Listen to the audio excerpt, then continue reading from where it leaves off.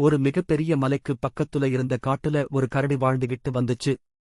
அந்த கரடிக்கு ஒரு குட்டி கரடி மகன் இருந்துச்சு. அந்த குட்டி கரடி எப்பவும் சுட்டித்தனம் செஞ்சுக்கிட்டே இருக்கும். இருந்தாலும் அந்த பெரிய கரடி நீ புத்திசாலியா இருக்க, அதனால நீ எந்த ஆபத்துல இருக்குறப்ப கூட உன்னோட புத்திசாலித்தனத்தை பயன்படுத்தி அந்த இடத்துல இருந்து தப்பிச்சிட முடியும், அதனால எப்பவும் புத்திசாலித்தனமா யோசிச்சு நடந்துக்கன்னு சொல்லுச்சு. ஒருநாள் உணவு தேடி பெரிய கரடி காட்டுக்குள்ள போச்சு. அப்ப அந்த குட்டி கரடிக்கு ரொம்ப போர் அடிச்சிச்சு. உடனே தானும் காட்டுக்குள்ள போய் பார்த்தா என்னான்னு தோணுச்சு குட்டி கரடிக்கு. உடனே மெதுவா நடந்து காட்டுக்குள்ள போக ஆரம்பிச்சிச்சு கரடி. காட்டுக்குள்ள போன குட்டி கரடி சுட்டித்தனமா எல்லா பாறையிலையும் ஏறி குதிச்சு விளையாடுச்சு. அப்ப திடீர்னு ஒரு உருமல் சத்தம் கேட்டுச்சு. பயந்து போன குட்டி கரடி சத்தம் வந்த பக்கம் போய் பார்த்துச்சு. அங்க ஒரு பெரிய புலி குட்டி கரடிய பார்த்து சிரிச்சிச்சு. உடனே பயந்து போன குட்டி கரடி என்ன சாப்பிட போறீங்களான்னு கேட்டுச்சு கரடி. உடனே புலி சொல்லுச்சு, கண்டிப்பா கரடி, கறி சாப்பிட்டு ரொம்ப நாள் ஆச்சு, அதனால நீதான் எனக்கு இன்னைக்கு மதிய உணவுன்னு சொல்லுச்சு. இதை கேட்ட குட்டி கரடிக்கு பயமா இருந்தாலும் அதுக்கு எந்த சூழ்நிலையில இருந்தாலும் புத்திசாலித்தனத்தை பயன்படுத்தினா தப்பிச்சிடலாம்னு அவங்க அப்பா சொன்னது ஞாபகத்துக்கு வந்துச்சு. உடனே தைரியத்தை வர வச்சுக்கிட்டு குட்டி கரடி சுத்தி முத்தியும் பார்த்துச்சு. அப்பத்தான் அவங்க ஒரு பாறைக்கு பக்கத்துல நிக்கிறதையும் அந்த பெரிய பாறை ஒரு சின்ன பாறையில் முட்டி நிக்கிறதையும் பார்த்துச்சு. அந்த குட்டி பாறையை எதிர்த்தா அது அவங்கள நசுக்கிடுங்கிறதையும் புரிஞ்சுகிடுச்சு குட்டி கரடி.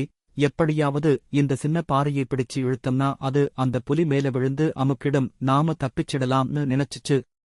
ஆனா அந்த சின்ன பாறையை தன்னால இழுக்க முடியாது, அதுக்கு தனக்கு பலமும் இல்லைங்கிறது புரிச்சுக்கிடுச்சு குட்டி கரடி. அப்பத்தான் அந்த புத்திசாலியான குட்டி கரடிக்கு ஒரு புது யோசனை வந்துச்சு.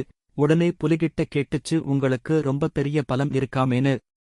அதுக்கு அந்த புலி சொல்லுச்சு, ஆமாம், இந்த காட்டுல சிங்கராஜா யானைக்கு அப்புறம் எனக்குதான் பலம் அதிகம்னு சொல்லுச்சு.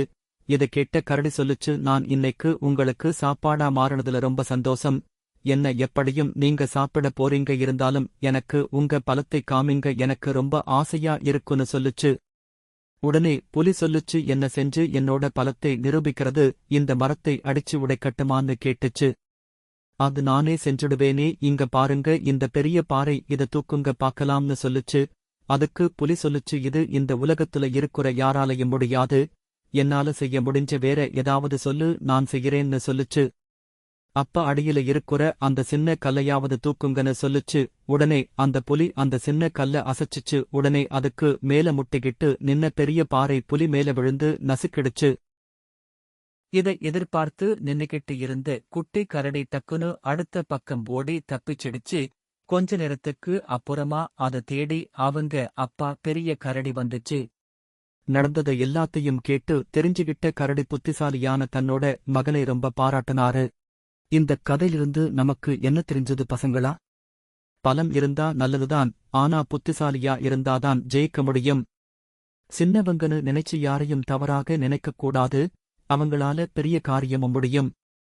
இதுபோல இன்னும் சின்ன சின்ன புத்திசாலி கதைகள் நிறைய காத்துக்கிட்டு இருக்கு. அதனால மறக்காம ஸ்வீடிக்ல சந்திக்கணும். அடுத்த கதையில் சந்திப்போம். நன்றி, வணக்கம்.